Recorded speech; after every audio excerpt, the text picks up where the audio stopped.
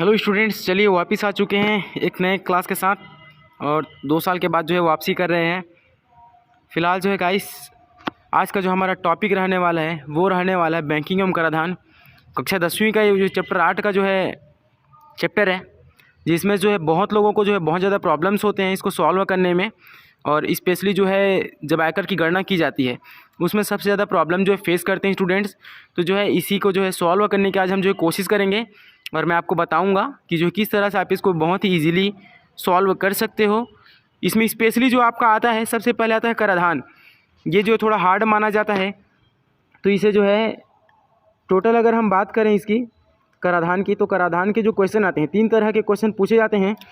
एक होता है सबसे जो आपका पहला आता है वो आता है आपका सामान्य आयकर की गणना करने वाला।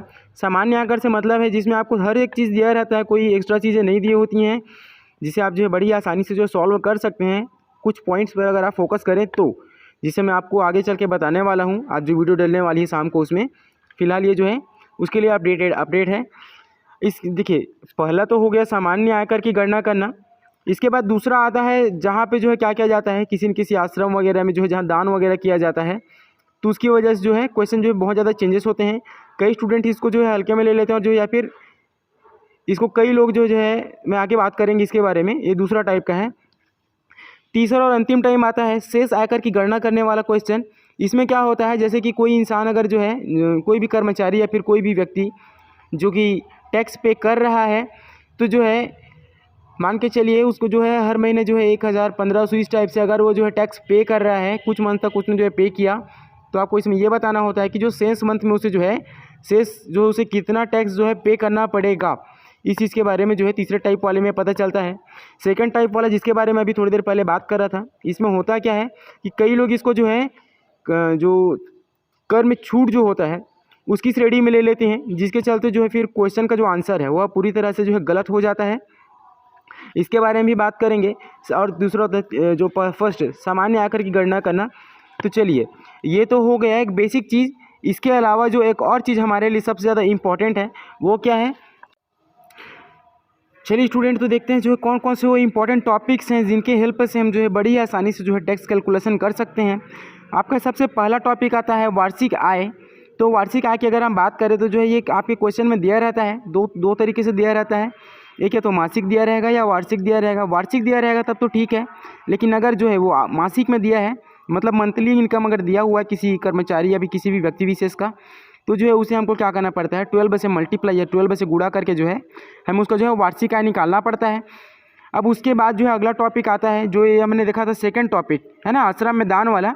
अगर मान के चलिए क्वेश्चन में जो आश्रम में दान की बात बताई गई है, तो आपको जो है ये जो स्टार 2 हैं, ये दोनों टॉपिक आपको जो है इंक्लूड करने पड़ेंगे। जैसे आश्रम में दान के लिए जो है क्या करना, मतलब जो है जो भी राशि दान की जाती है आश्रम वगैरह में, या तो सरकार उस पर जो 100% फ्री करती है, या फिर जो है उसका 50% जो है छूट होता है डायरेक्ट इनकम में।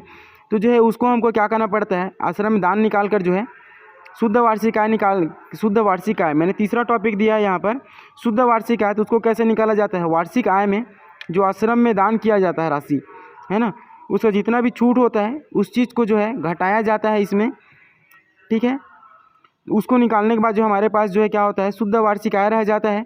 इसके बाद अगला टॉपिक आता है हमारा कर में छूट। तो जो है आजकल का, आज आप सभी जानते हैं कि जो है हर इंसान आजकल जो है अपना जो है पॉलिसी वगैरह में जो है इन्वेस्ट करते हैं ताकि उसका बेनिफिट उनको इन फ्यूचर मिल सके। उस चीज़ को जो है कर में छूट कहा जाता है, ठीक है। फिर डिबेट इन टैक्स कहा जाता है। तो जो है सॉरी, डिबेट नहीं, रिबेट, माफ़ कीजिए। तो जो है कर में छूट के बारे में तो जो है अगर बात करें तो सरकार जो है मैक्सिमम जो है 1 लाख रुपए तक क्या करती है, किसी भी व्यक्ति विशेष को जो है 1 लाख रुपए तक जो उसके कर में जो है छूट देती है। उसके आगे पर जो है टैक्स का कैलकुलेशन होता है। तो जो है इसी के बारे में जो है, जैसे इसमें आपका जो है सामान्य भविष्य निधि आ जाता है, आपका जो राष्ट्रीय राजपत्र हो जाता है, आपका जो है मतलब जो जीवन बीमा पॉलिसी, LIC प्रीमियम वगैरह, ये सारी चीज़ें जो है कर में छूट के अंतर्गत आती हैं। उन सभी को जो है निकाला जाता है। और उसके बाद जो है अगला टॉपिक है हमारा गणना योग्य आय। तो गणना योग्य आय निकालने के लिए हमको क्या करना पड़ता है, जो आपका शुद्ध वार्षिक आय या फिर वार्षिक आय है, उसमें जो है कर में छूट योग्य राशि को हमको क्या करना पड़ता है, घटाना पड़ता है। घटाने के बाद जो है गणना योग्य राशि जो है हमारे पास आ जाती है। इसके बाद जो है आपका आता है अगला जो है आयकर की गणना। तो आयकर की गणना या फिर टैक्स कैलकुलेशन, ठीक है। आयकर की गणना करने के लिए हम क्या करते हैं, हमारे क्वेश्चन में ही जो है लिमिट्स वगैरह दिए रहते हैं, जैसे कि जो है 1.5 लाख रुपये तक कोई कर नहीं होता, 1.5 लाख से जो है 3 लाख रुपये तक मान के चलिए 10% टैक्स है। इस टाइप के आपके उसमें लिमिट्स जो है सीमाएँ जो है देखने को मिलती हैं। उसके आधार पर हम इसको कैलकुलेशन करके बताएँगे, ठीक है। बहुत सी स्टूडेंट्स को जो इसमें बहुत ज़्यादा जो है प्रॉब्लम आता है कि कैसे जो है वो चीज़ें करते हैं। कई लोग जो है कंफ्यूज हो जाते हैं और जो है यहाँ से फिर जो है सब कुछ गड़बड़ हो जाता है। तो इसी के बारे में देखेंगे, इंपॉर्टेंट पॉइंट हमारा ये भी रहने वाला है, तो ध्यान से जो है देखते रहिएगा लास्ट तक। इसके बाद आपका आता है कुल कर। कुल कर, तो कुल कर का मतलब है जब हम आयकर की गणना करते हैं तो हमारा अलग अलग 3 चरणों में या 2 चरणों में जो है क्या होता है, टोटल टैक्स जो है निकलता है, और उन दोनों को जो है जब आप प्लस कर देते हैं तो हमारा कुल कर निकल आता है। ओके, इसके बाद अगला आता है आपका शिक्षा उपकर। तो शिक्षा उपकर जो है आपका 2 टाइप का होता है, एक तो डायरेक्ट दे देगा 3% या फिर दूसरा देगा 2% प्लस 1% के रूप में, टोटल 3% ही होता है, लेकिन अलग अलग कंडीशंस में होता है, मतलब निकालने का तरीका अलग है, बाकी आंसर सेम आता है। तो शिक्षा उपकर कैसे किया जाता है, जो टोटल टैक्स आता है, कुल कर आता है, कुल कर का जो है 3% निकाला जाता है, या फिर जो है अलग अलग 2% और 1%, ठीक है। एक जो है माध्यमिक शिक्षा उपकर और दूसरा जो है उच्च शिक्षा उपकर करके जो है आता है क्वेश्चन में, दोनों सेम है। बाकी जो है शिक्षा उपकर के लिए हमको क्या करना पड़ता है, कुल कर का जो है 3% निकालना पड़ता है, या फिर अगर 2 अलग अलग टॉपिक्स में दिए हैं तो आपको अलग अलग निकालना पड़ेगा, ठीक है। शिक्षा उपकर करके जो है तो क्या एक अलग अलग करके। इसके बाद जो है कुल देय आयकर।